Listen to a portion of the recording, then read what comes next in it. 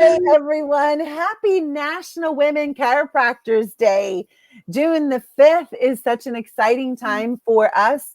And I'm really pumped to have Dr. Gillian Farrell with me today, all the way from South Carolina. So I'm Dr. Barbara Eaton, and I am in Alaska. And it's been fun. Like I did my first National Women Chiropractors Day interview yesterday with Dr. Lucy Cleary.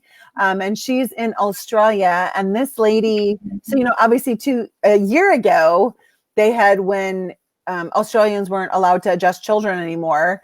And then that followed up with brutal wildfires. And I can appreciate that. We had 9,000 in Alaska last summer. Then our state was just on fire. And then, hey, look who's there, Charles. Hi, love. Yeah, that is so exciting. The girls are all here now. Mm-hmm. And then her son passed away, and then COVID, and it's like, and she opened a new practice. And so it's a lot. And so one of the things that I asked Dr. Gillian to talk about with me today is, well, Gillian, let's first just give background of like, what do you do? You're in practice and you also hold a really special other position. So let's just kind of, for those who don't know, tell us about you. Yep. So I graduated from Sherman a little over 10 years ago. And I think it was a little over 10 years ago. And I went into private practice as an associate and had the opportunity to come back to Sherman College. And I was like super active as a student, right? So they were like, hey, what do you think about a position? And I'm like, okay, I'll apply. And one thing led to another. And now I'm the director of continuing education. So I help educators put on programming across the world, really, so that folks can remain licensed. And then I also do practice part-time. So I don't like free time. It's not my thing. And, we just try to change lives however we can. And one of when Gillian and I first went live together today, I said, how are you? And one of the things that she said is, I miss the students. So obviously Sherman's campus shut down when COVID hit. And so Gillian's been working from home. What do you miss the most when you say, I miss the students? What do you miss the most? So I have a really easily accessible office. So I'm right off, where my office is, right off the atrium. So it's like really easy for students to stop by.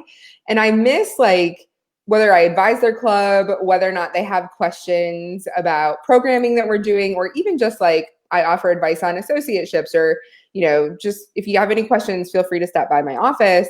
And I miss them just stopping by to say, hey. It's so interesting to me, like how much I view that differently. Because a lot of times when I'm in the thick of things and they're stopping by, I'm like, oh, I need to close my door sometimes. But now I'm like, I don't ever want to close my door because I miss them.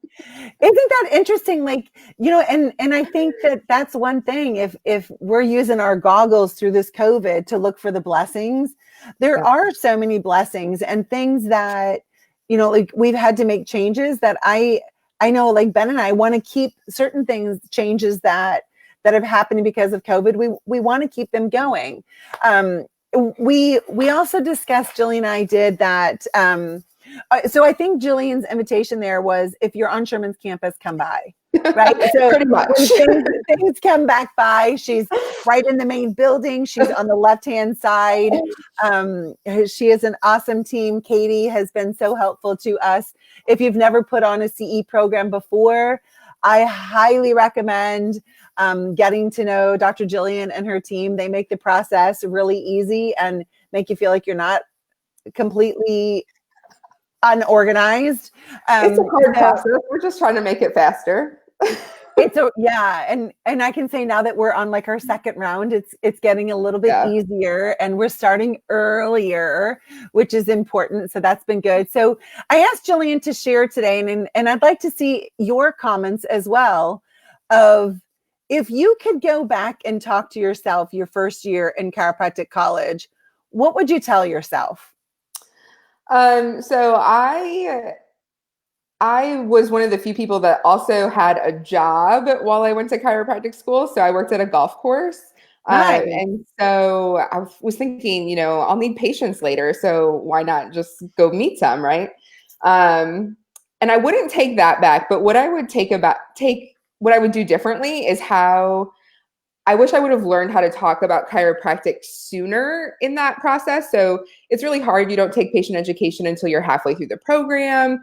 I mean, you understand what chiropractic is in the philosophy courses, but you can't articulate it like you do, once you've practiced it a lot. And so I wish I would have had a little bit more instruction or help or mentorship in doing that so that I could have potentially reached more people while I was out. Even if I was at the grocery store and was like, oh yeah, I'm a student at Sherman. And they're like, oh yeah, what's that about? You can really reach people even when you're a student and really educate them on what it is that we do. And I wish I would have known how to do that a little bit better and made more time for it.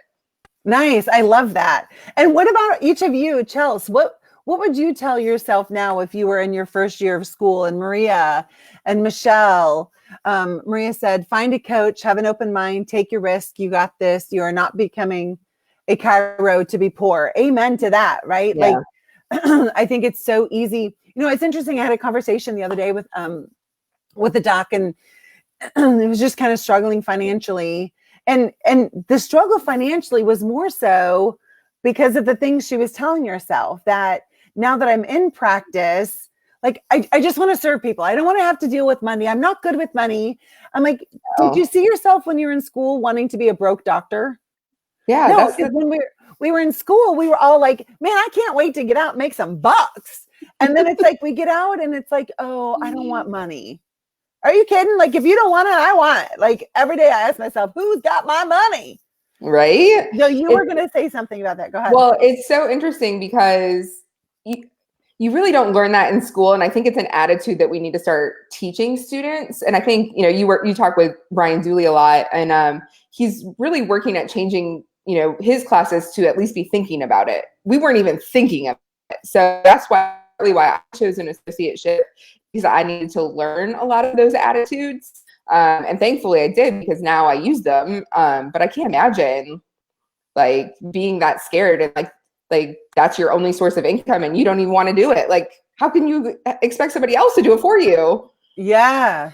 And, I want everyone to remember this, that your practice members want you to be successful. They want you to be successful. I remember my coach, when we were working on this, when I was first in practice, he's like, all right, so envision this. We're sitting at a diner. Mm-hmm. So can everyone think of a diner? It's all like glass across the front, right? Mm-hmm. And Jillian and I are sitting there, and Chelsea rolls in, and Jillian and I aren't chiropractors. And I say to Jillian, I said, hey, there's my chiropractor, Dr. Chelsea, like, duck. She's going to turn off her car and it backfires really loud. Like, be careful. Versus Jillian and I are, again, friends, and my chiropractor rolls in. I'm like, look at my chiropractor right there. Like, she's so awesome. And I'm not saying that like your car is your status. I'm simply saying our practice members want us to be successful. They want us to have a life of abundance, right? Because if we talk about abundance in health, it's all of life. It's everywhere. And I'm not suggesting like spend your way to happiness, because that doesn't work either. Right. But it comes back to mindset. And so for those of you who are struggling, since we're on that topic of financial mindset, I think Jen Sincero, You're a Badass at Making Money, is one of the most profound books to help change your mindset. Because what you're doing is you're providing a service. When you provide a service, if you don't require being paid, you've created dissonance. You've actually created subluxation for that individual, because they don't have a way to equal it out, right? Like, if you're just giving it away, or you're giving it away for cheap, or you're like, well, chiropractic adjustments are priceless. Well, let's see your price tag. Yeah. Let's see your price tag. So that is great advice to practice and to role play. And I love seeing in the boot camp when boot campers grab an accountability partner and role play and role play and role play. Like, I don't think you can learn it. I don't think you can rehearse it enough, for sure. So great tip of get started now. If you're a student or wherever you are, I don't care if you've been in practice for 10 years, get practicing now your role playing and communicating the chiropractic message. I think a really great way to find out what message needs to be said is ask your practice members. Hey, when you're talking to people, what do you tell them about chiropractic?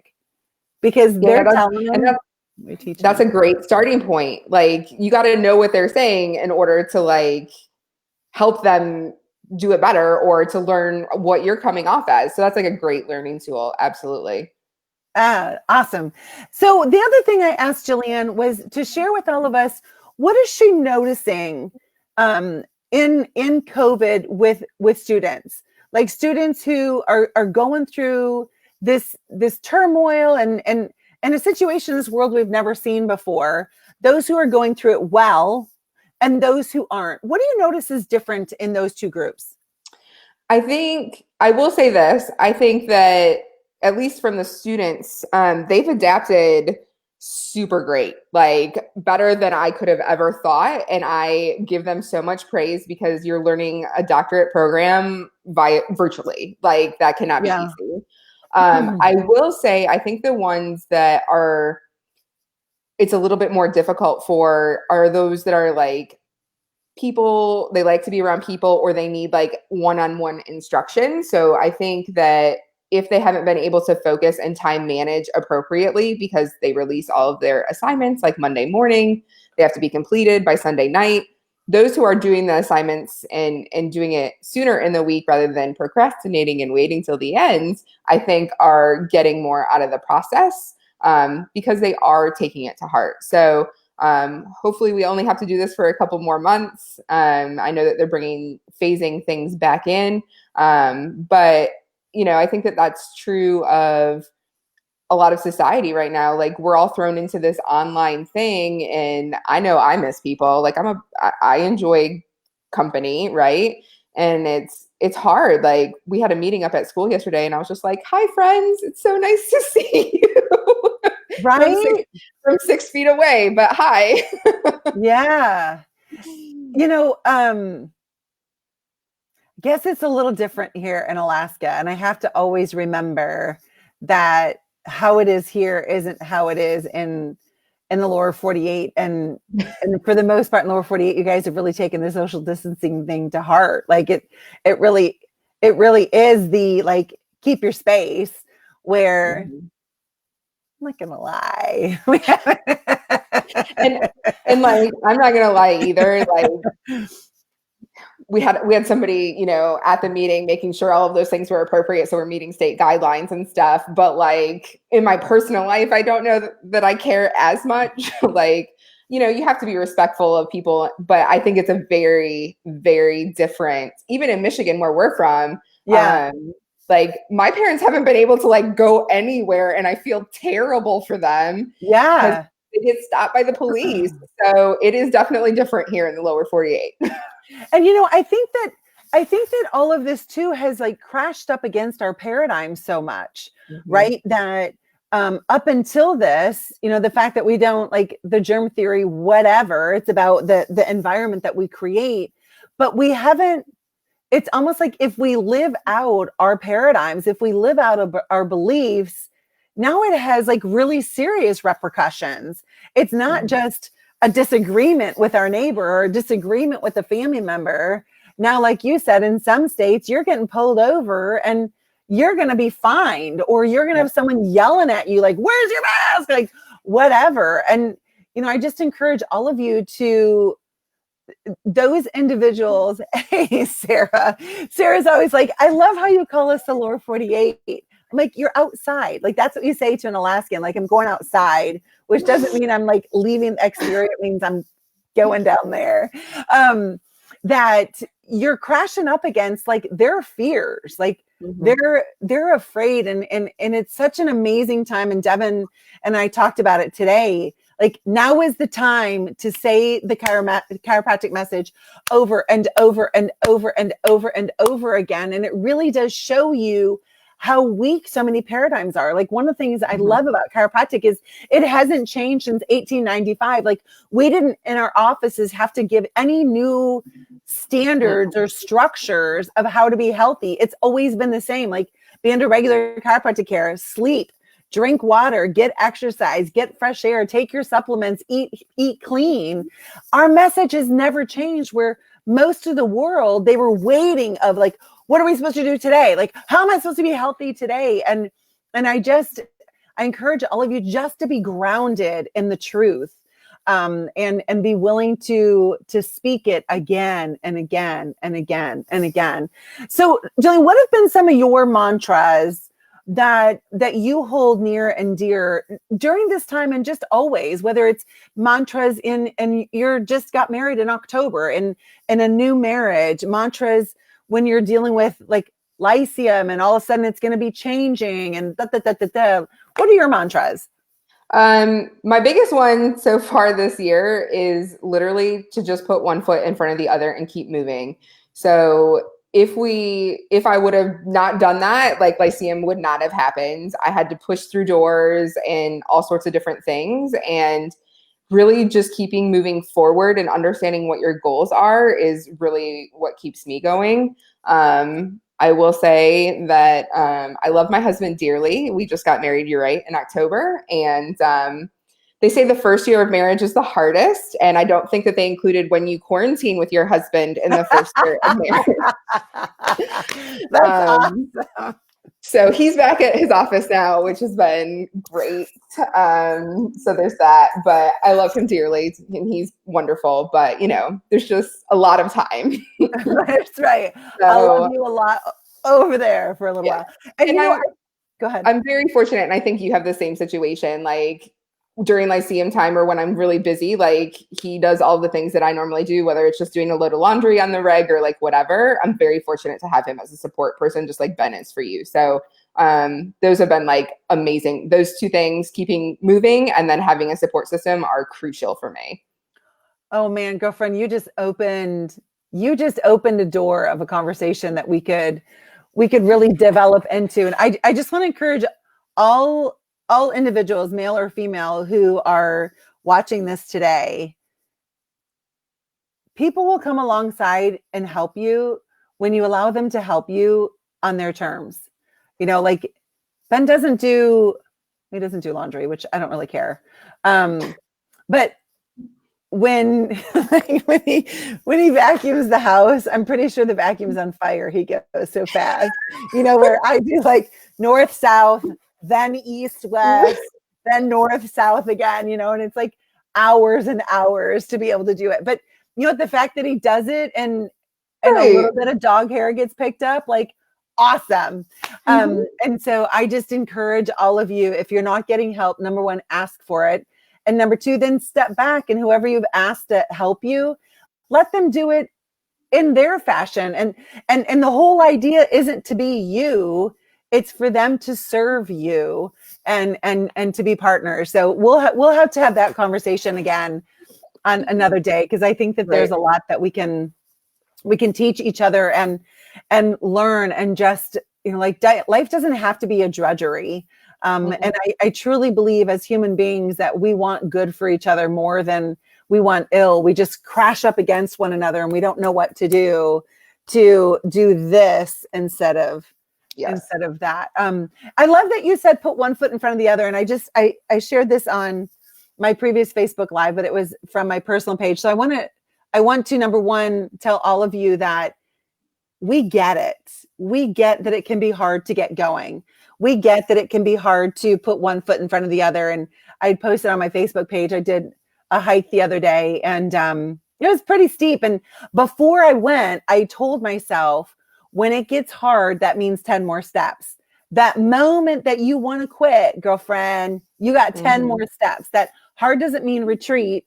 Hard means lean in and press forward. So one foot in front of the other. And I've heard from a lot of chiropractors, like, I've got great motivation on Monday, and then by Monday night, I'm just done. And then another week goes by. And so I wanted to tell you all that as a gift to all of you for free. There's no strings attached. If you look at the link below, I've made a 30-day action plan. I'm not giving you all 30 days at once. It's a drip sequence. So it'll come to you with one 7-minute action step to do per day. So all you do is you wake up, you look at that action step and take that action. That's it. Like, it's beyond simple. And what it'll do is it'll start giving you some momentum, because it's not about motion, it's about momentum. And I told this story, I'm going to tell it again.